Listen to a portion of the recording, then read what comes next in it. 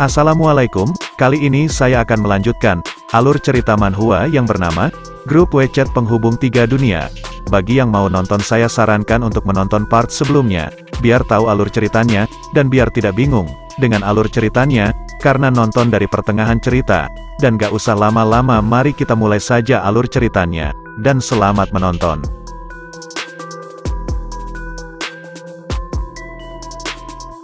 Silin lalu berpikir, kalau tidak salah kepala polisi Peng bilang orang yang baru meninggal itu bernama Cherry. Alamatnya di komplek kecil yang jaraknya kurang lebih 10 km dari sini. Tapi sekarang aku sudah tidak punya pilihan. Bagaimana caraku ke sana ya? Naik taksi kan? Namun tiba-tiba Selin kebingungan. Ia kemudian menengok ke kanan dan ke kiri. Ia berpikir, kok tiba-tiba gelap sekali? Jangan bilang selama ini para pejabat nyawa itu bekerja dalam hubungan seperti ini. Kasihan sekali. Silin kemudian mencoba melihat dengan menggunakan mata saktinya. Ia bergumam, ternyata bisa juga dipakai melihat kondisi sekitar. Silin kemudian melihat seseorang yang berjalan mendekat. Silin yang melihatnya, dia kemudian bersembunyi sambil berpikir, kalau dia sampai melihatku dengan dandanan seperti ini pasti bakal ketakutan. Lebih baik aku bersembunyi dulu. Silin yang bersembunyi, ia tiba-tiba tenggelam di dinding. Sedangkan Silin yang tidak tahu kapan dan bagaimana sampai membuat Silin terjadi. Silin yang ia berpikir, ternyata aku bisa menembus dinding barat juga melihat para pejabat nyawa itu juga selalu berkeliaran tanpa halangan. Lagi pula mata orang biasa tidak akan bisa melihatku. Kalau begitu, berarti aku juga bisa melayang tinggi. Silin kemudian lalu melompat, dan kaki Silin kemudian perlahan-lahan melayang. Silin kemudian melayang terbang. Silin yang bisa melayang, ia sangat senang dan bahagia. Silin yang terus terbang menuju tempat orang tua dia cari. Ia kemudian terkejut karena melihat sesuatu. Silin kemudian berhenti sambil bergumam, kayaknya di sini tempatnya. Kalau terbang memang cepat. Silin kemudian turun di atas rumah. Ia kemudian lalu masuk ke dalam rumah dengan menembus dinding. Saat menembus dinding, Silin melihat Elis yang sedang bertugas. Sedangkan di Elis, ia sedang bertugas dan berkata, nama almarhumah Cherry, wanita, usia 55 tahun. Waktu kematian diperkirakan sudah lewat 1 jam. Apa kau mengenal keluarga atau saudaranya? Pria yang di samping Elis ia dengan gugup menjawab, tidak, dia sudah menyewa kamar ini selama beberapa tahun. Selama ini selalu sendirian, sepertinya wanita ini tidak punya pekerjaan. Sering mengundurkan diri sendiri di dalam kamar dan melakukan ritual bisnis. Kekurangan seperti orang aneh, sering tidak bayar sewa bulan. Sekarang gara-gara dia mati di sini, semua tamu yang lain pun jadi kabur nangis. Elis kemudian menyuruh anak buahnya, bawa saja mayatnya ke rumah berkabung dulu sekalian coba cari informasi tentang saudara atau keluarganya. Anak buahnya mengiyakannya. Elis kemudian dibuat terkejut, karena ia melihat banyak sekali gotu di dinding dan ada kain merah dan paku. Elis kemudian melihat salah satu foto yang di dinding. Ia berkata, bukankah ini pengusaha top Larry Ye? Kenapa seluruh dinding dipenuhi oleh foto-foto Tuan Larry Ye ya? Apa mungkin almarhumah dan Tuan Larry Ye ada dendam yang mendalam? Sedangkan Silin mulai turun dari atas.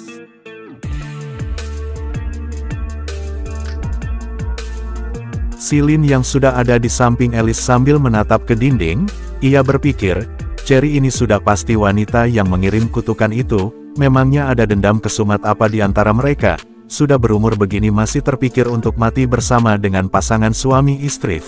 Aku harus menemukan rohnya dulu baru bisa menanyakan alasannya. Namun tiba-tiba ada serangan dari belakang yang menuju ke Silin, namun Silin dapat menghindarinya dengan mudah. Silin kemudian melihat ke arah serangan itu, dan menatapnya dengan tajam. Ia berkata, kalian para hantu ini suka sekali melakukan hal yang menjijikkan. Jadi kau Cherry. Kri menjis benar sekali meskipun ragaku sekarang sudah hancur, tapi mantra kutukan ini masih berlaku. Hal ini justru membuatku jadi lebih kuat dibandingkan hantu lainnya. Mana mungkin pencabut nyawa kecil sepertimu bisa menjadi tandinganku? Silin tidak menghiraukan perkataan Cherry. Silin masih sambil menatap Cherry dengan tajam. Ia berkata, kau jelek sekali. Cherry yang mendengar itu ia sangat marah lalu berkata, beraninya kau bilang aku jelek. Matilah.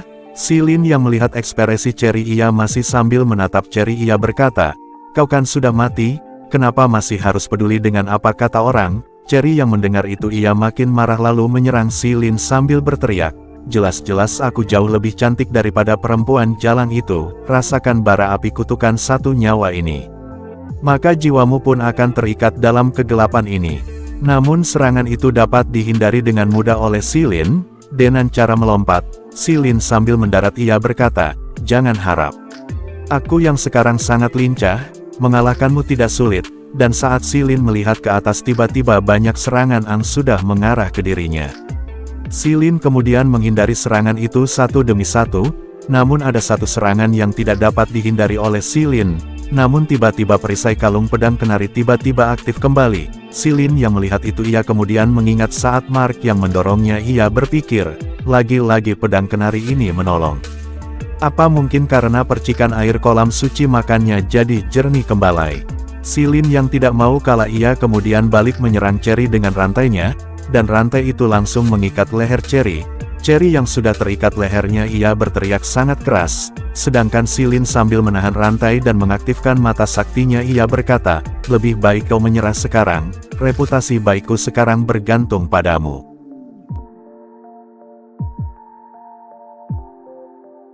Silin kemudian memperkuat tarikannya sambil berteriak, "Rasakan kekuatan rantai penarik roh ini, kau tidak akan bisa lepas dari ikatannya, menyerahlah." Sedangkan Cherry ia berteriak kesakitan. Silin kemudian menatap Cherry dengan tajam sambil menggeretakkan didinya ia lalu berkata, "Beritahu aku di mana media pengantar kutukan itu, tanamlah sedikit kebajikan agar kau bisa terlahir kembali di dunia yang lebih baik, jangan malah ikut membawa dua nyawa yang tidak berdosa." Cherry yang mendengar itu ia malah berteriak, "Tidak berdosa. Hahaha. Larry Ye dan perempuan jalang itu tidak senaif yang kau pikiri, hahaha." Silin yang mendengar itu ia berpikir, tawa setan ini jelek sekali. Silin kemudian menginjak rantai yang ia pegang lalu mengambil HP-nya, sambil bergumam, "Aku coba minta sebotol air suci dari peri kolam suci lagi deh." Peri kolam suci kemudian muncul. Silin langsung berkata, "Peri, aku masih ingin meminta sedikit air kolam suci." "Oh ya, bagaimana khasiat masker wajahnya?" Peri kolam suci yang masih memakai masker ia menjawab, "Biasa saja, sama sekali tidak ada khasiat tuh." Silin yang mendengar dan melihat yang sedang dilakukan peri kolam suci ia menatap peri kolam suci dengan wajah anehnya ia berpikir, "Tidak ada khasiat, kenapa masih kau pakai?" Peri kolam suci lalu menatap Silin sambil memakai masker ia berkata, "Tapi tidak kusangka setelah kuganti serumnya dengan air kolam suci, efeknya malah jadi sempurna. Kawan, mau bekerja sama denganku tidak? Kita produksi masker wajah yang sudah dimodifikasi dan jual di surga." Silin yang mendengar itu ia sangat senang lalu menjawab, "Tentu saja. Kebetulan aku juga lagi butuh uang." Peri kolam suci kemudian mengajak diskusikan dulu perincian kerjasamanya. Silin yang mendengar itu ia tersenyum dengan wajah anehnya ia lalu berkata, Peri, cari uang memang penting, tapi sekarang aku dalam situasi genting, perlu bantuan dari air kolam suci." "Boleh." Peri kolam suci yang mendengar itu ia kemudian berkata, "Baiklah, kalau begitu aku tunggu kabar darimu, jangan biarkan aku menunggu," dan lalu mematikan teleponnya. Tak lama HP Silin berbunyi dan terlihat, peri kolam suci mengirimkan Anda sebotol air kolam suci. Silin kemudian mengambil botol itu. Silin sambil akan membuka botol itu ia kemudian melihat ke arah Cherry dan berkata, kali ini kau akan?" Namun perkataan Silin berhenti dan terkejut. Ia kemudian kembali berkata, "Bagaimana kau bisa lepas dari ikatan?" Cherry menjawab, "Setan kecil yang menyebalkan ini, jangan harap kau bisa menangkapku lagi. Aku tidak akan memberitahumu di mana media itu berada. Justru aku mau membiarkan Larry Ye dan istrinya mati bersamaku. Kau tidak akan sanggup menangkapku lagi. Hehehe." Sambil kabur, Silin yang melihat itu ia sangat terkejut sambil berpikir, "Aduh, baru mulai saja sudah apes." Dan di saat Cherry mau kabur pergi namun tiba-tiba ia menabrak sesuatu. Ternyata ia menabrak petugas kematian. Cherry yang melihat itu ia sangat terkejut, sedangkan petugas kematian ia berkata, "Akhirnya ketangkap juga setan yang kuati, aku bakal dapat hadiah besar kali ini." Dan tampaknya selama hidup kau sudah banyak melakukan karma buruk. Kau harus menderita dulu di neraka tingkat 18. Cherry sambil ketakutan berkata, "Aku tidak mau masuk neraka tingkat 18, tidak mau." Silin yang melihat mereka berdua lalu berkata, Hei, kakak yang di sana, tunggu sebentar. Petugas akhirat yang mendengar itu ia kemudian melihat ke arah Silin sambil berkata, kamu siapa, orang baru ya? Berani sekali merebut hasil kerja kerasku. Silin menjawab, bukan, hanya saja setan ini sangat penting bagiku, tolong berikan dia padaku, aku rela menukarnya dengan apapun. Petugas itu berkata lagi, kamu pikir kamu itu siapa, mengira dirimu pantas bernegosiasi denganku.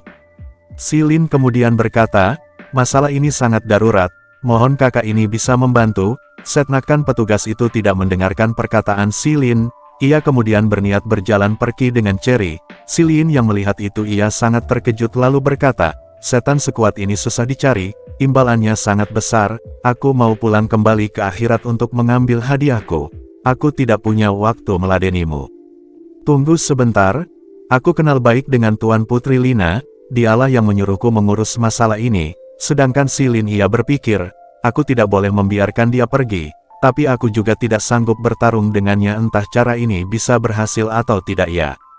Petugas itu yang mendengar bahwa Silin kenal dengan Tuan Putri ia sangat terkejut, ia kemudian melihat ke arah Silin sambil berpikir, menurut gosip yang beredar Tuan Putri Lina katanya sedang dekat dengan seorang pemuda dari dunia manusia bahkan rela tinggal di dunia manusia demi pemuda itu.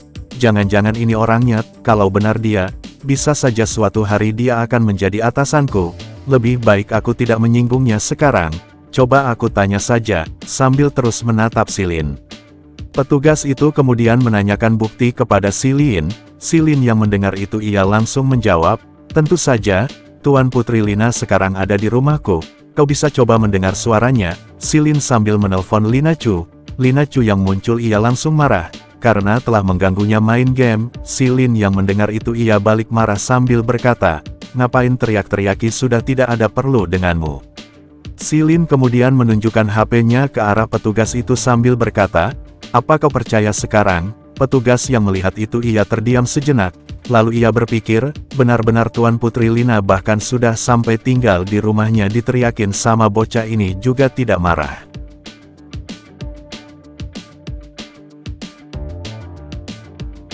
Petugas itu kemudian mengubah sikapnya sambil tersenyum ia berkata, hahaha, ternyata kalau begitu, aku serahkan saja dia padamu. Kamu ya, tidak kusangka aku bisa bertemu langsung denganmu, kalau begitu aku serahkan sekarang saja dia padamu. Petugas itu kemudian memberikan hantu itu lalu ia akan pergi sambil berkata, namaku Sikian, lain kali kalau ada waktu aku akan mentraktirmu makan. Hahaha, pamit dulu ya. Silin yang melihat itu ia berpikir, sepertinya membina relasi di akhirat penting juga ya. Tunggu dulu, siapa tadi namanya? Si Chuan. Silin melihat hantu itu dan sambil menuangkan air kolam suci sambil berkata, Cherry, kau sedang kena kutukan, kalau sampai ditangkap lagi, pasti tidak akan lolos dari hukuman neraka tingkat 18, biar aku bantu kamu lepas dari kutukan dulu. Silin kemudian memercikkan air kolam suci ke Cherry. Cherry yang sudah terkena percikan air kolam suci ia langsung berubah menjadi bentuk semula. Cherry kemudian mengucapkan terima kasih. Silin kemudian berkata, Cherry, sadarlah, beritahu aku di mana kau menyimpan media pengantar mantra itu. Cherry menjawab, aku tidak tahu apa itu media mantra, sebab bukan aku yang mengirimkan kutukan itu. Aku hanya pion yang dimanfaatkan karena kebencianku, tidak kusangka malah harus kubayar dengan nyawaku. Aku tidak pernah benar-benar mengharapkan agar Larry Ye menemaniku mati, aku juga dibohong. Silin yang mendengar itu ia berpikir, kedengarannya dia masih punya perasaan terhadap Larry Ye, berarti aku masih punya kesempatan nih. Silin lalu berkata, tapi kau pasti tahu sedikit informasi, kan? Bagaimana kalian sampai bisa terkena kutukan? Cherry menjawab, seorang pendeta yang sering aku temu. Hari itu dia tiba-tiba memberikan aku sesuatu. Cherry kemudian mengingat saat pendeta itu berkata, taruh barang ini masing-masing di kamarmu dan kamar Larry Ye, suatu hari nanti, dia pasti akan jatuh cinta kembali padamu, dan aku sangat senang mendengar itu. Aku tidak pernah menyangka barang itu malah akan merenggut nyawa kami. Silin kemudian bertanya pendeta, apa yang dia berikan padamu? Cherry menjawab, 2 pot bunga sakura, yang satu aku taruh di atas laci dekat tempat tidurku, Yang satunya lagi aku minta tolong keponakanku, Celia, memberikannya kepada Mark Ye agar dipajang di kamar Larry. Silin yang mendengar itu sedikit terdiam sebentar, sambil berpikir, namun Silin kemudian berkata, bunga sakura ini pastilah media mantra kutukan yang dimaksud. Kalau kedua pot bunga sakura ini dihancurkan maka kutukan ini pasti ikut sirna. Pasti begitu. Cherry sambil berlutut ia berkata, adik kecil bisakah kau mengabulkan satu permintaanku?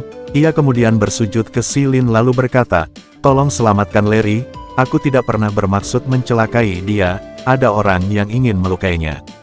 Aku mohon tolonglah dia. Sedangkan di sisi Silin yang melihat itu ia sangat terkejut.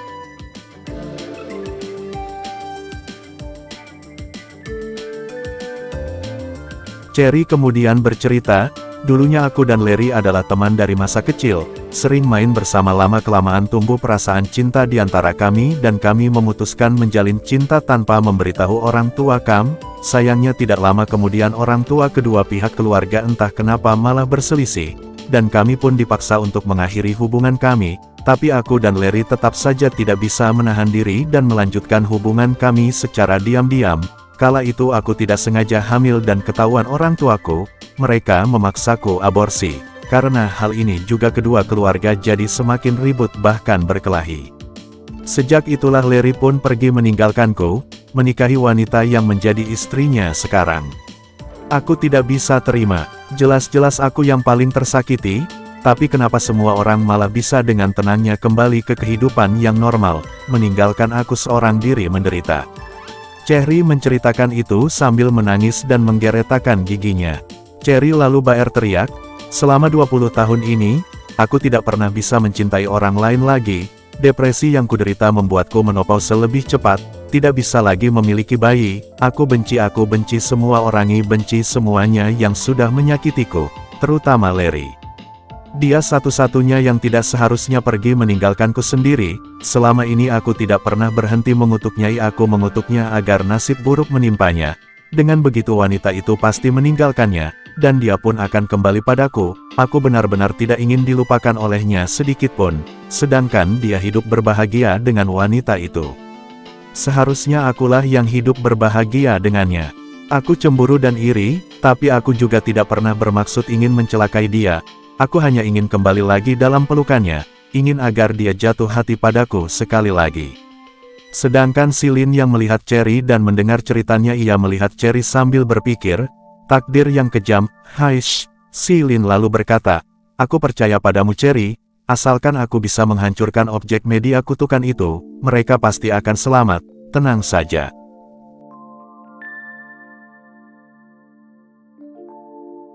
Cherry yang mendengar itu ia kemudian memegang tangan Silin, sambil berkata, tunggu sebentari, hanya menghancurkan objek kutukan tidak cukup, kau juga harus menemukan biang di balik rencana jahat ini. Kalau tidak, nyawa Larry tetap akan terus dalam bahaya. Silin yang mendengar itu ia menjawab, baik. Bawa aku ke tempat pendeta itu, dia pasti punya petunjuki kau saja sudah mati, bisa-bisa nyawa pendeta itu pun sedang diincar, kita harus cepat. Silin kemudian mengajak Cherry pergi dengan cara terbang di perjalanan. Silin berkata, pendeta yang kau sebut itu tinggal di dalam bangunan depan sana, namun tiba-tiba dari salah satu jendela ada yang mengeluarkan asap seperti kebakaran. Silin yang melihat itu ia berteriak, gawat, kita terlambat. Silin kemudian mendekati tempat itu ia kemudian berkata ke Cherry, kau tunggu saja di sini, jangan kemana-mana. Cherry menjawab, oke demi Larry, aku tidak akan berkeliaran. Silin kemudian menjawab, oke aku akan segera kembali. Silin kemudian lalu menuju tempat itu yang banyak mengeluarkan asap. Sedangkan di sisi dalam gedung yang kebakaran, terlihat seseorang yang melemparkan korek api, dan terlihat seseorang yang menatap orang yang sedang kebakaran. Ternyata yang membakar tempat itu adalah orang yang memakai masker ini. Ia sambil memakai sarung tangan lalu berkata, kau sudah tidak berguna lagi sekarang, pendeta busuk, bos mengutusku untuk menghabisimu. Sedangkan orang yang sedang kebakar ia berteriak, tolong biarkan aku hidup, aku hanya penipu yang kalian bayar untuk memperdaya wanita itu, aku tidak akan membocorkan rahasia kalian. Orang yang memakai masker ia sambil memegang tali ia menjawab, sayang sekali, bos lebih suka cari aman, meskipun yang kau ketahui memang hanya sedikit, anggap saja kau sedang sial. Orang yang sedang kebakar tadi yang mendengar itu ia semakin panik, ia berkata, "Jangan. Jangan kemari. Aku mohon jangan bunuh aku." Sedangkan orang yang memakai masker ia tidak mendengar perkataan orang itu, ia terus mendekat ke orang itu. Sedangkan si Lin yang sudah sampai dan masuk melalui tembok.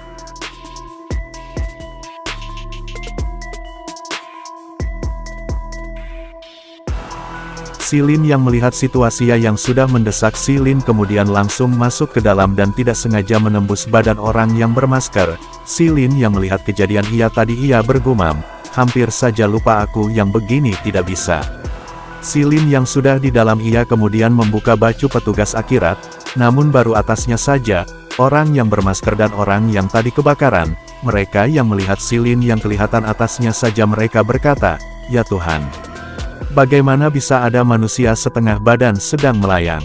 Sedangkan orang yang memakai masker ia sangat terkejut dan mengira si Lin adalah hantu, sedangkan si Lin ia menatap orang yang memakai masker sambil tersenyum. Ia berkata, "Bukan aku kesini hanya untuk menghangatkanmu." Orang yang bermasker itu kemudian menyerang si Lin, namun si Lin dapat menghindarinya dengan mudah. Si Lin lalu membalas dengan memukul perut orang yang memakai masker itu.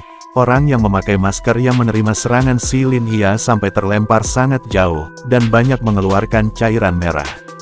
Si Lin kemudian mendekati orang itu sambil mengepalkan tangannya lalu berkata, "Kau tidak bisa lari, beritahu aku siapa dalang di balik semua ini." Sedangkan di sisi orang yang memakai masker ia kemudian melepas kacamatannya, sambil terbatuk-batuk ia berkata, "Hehe, aku ini pembunuh bayaran, mana mungkin aku mengkhianati bosku sendiri, bodoh."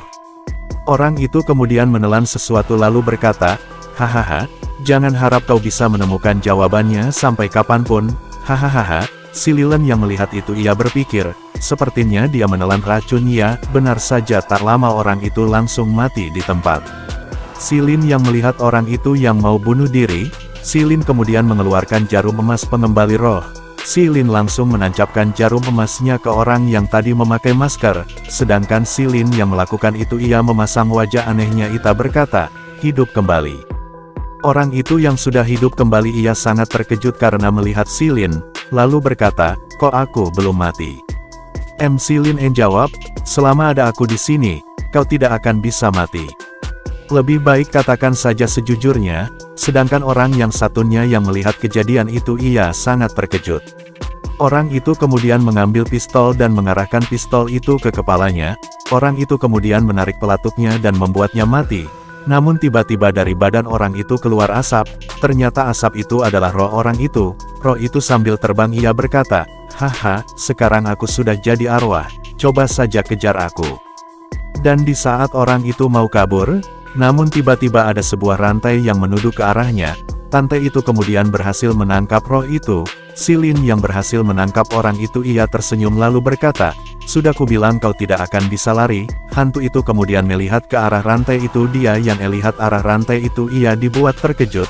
Darena yang menangkapnya adalah manusia, sedangkan si Lin ia mengeluarkan wajah anehnya sambil tersenyum.